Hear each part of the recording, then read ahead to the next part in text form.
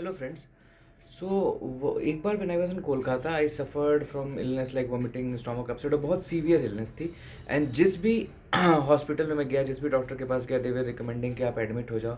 उस समय मुझे एक डॉक्टर मिलते हैं, मुझे मेडिसिन देते हैं और मैं उनसे पूछता हूँ कि भाई ये मेडिसिन खाने से मैं कितने दिनों में ठीक होगा। तो उन्होंने मुझे कहा कि इसको इसको मैंने आपको दोपहर के बाद तक की तो मेडिसिन ही नहीं दी है। और वाकई दोपहर तक जाते जाते आई रिकवर्ड।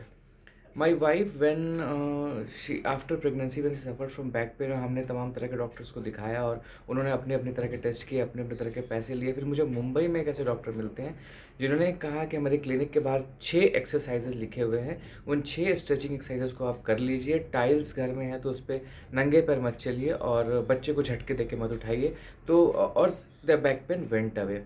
सिमिलरली कई बार मैंने देखा है कि डॉक्टर्स के पास गए, उन्होंने कुछ मेडिसिन नहीं लिखी तो उन्होंने फ़ी भी चार्ज नहीं की। एक कपल से मैंने सुना था कि when they went with their kid to a doctor और बताने के लिए कि द किड इज़ थोड़ा एनर्जी की कमी है, तो उन्होंने जस्ट डाइट में प्रोटीन इंक्लूड करने बोला, बेसन का चीला वीला खिलाने बोला और बोला कि इससे इम्प्रूव हो जाएगा। वाकई कंडीशंस इम्प्रूव हो गई।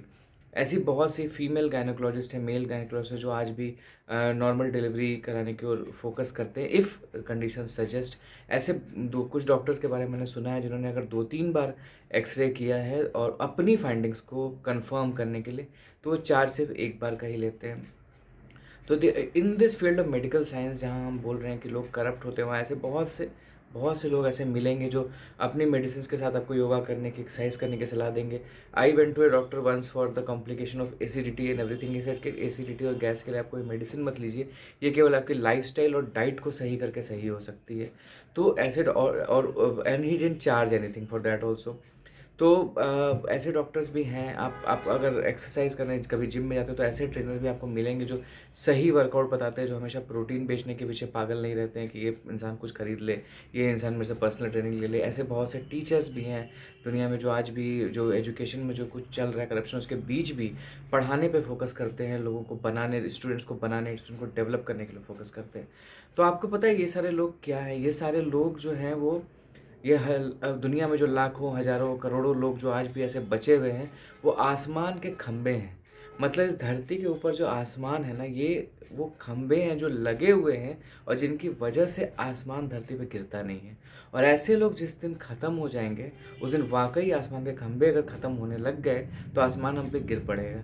सो बस इतना समझिए कि इन आसमान के खंभों को, जिन्होंने हमें आसमान को धरती पे गिरने से बचा के रखा हुआ है, उन्हें पहचानिए, उनके बारे में लोगों को बताइए, उनकी कद्र कीजिए और खुद भी, आप जिस भी प्रोफ़ेशन में हैं, आप जिस भी प्रोफ़ेशन में, आप खुद आसमान का खंभा बनिए, एथिकल काम कीजिए, जो सही है वो कीजिए। दुनिया बहुत ज़्यादा करप्ट और बहुत ज़्यादा मनी माइंडेड हो चुकी है। Everybody is running towards success and fame और इंस्टेंट जो है रिज़ल्ट्स मिल जाएँ, इंस्टेंट चीज़ें हो जाएँ। उसके लिए वो गलत एडवाइस भी लोगों को दे सकते हो। तो ऐसे कंडीशन में ये चंद लोग जो हैं जिन्होंने हमें बचा के रखा हुआ है, उनको पहचानिए, उनकी कद्र कीजिए और खुद भी आप आसमान का खंभा बनने का कोशिश कीजिए। Thank you.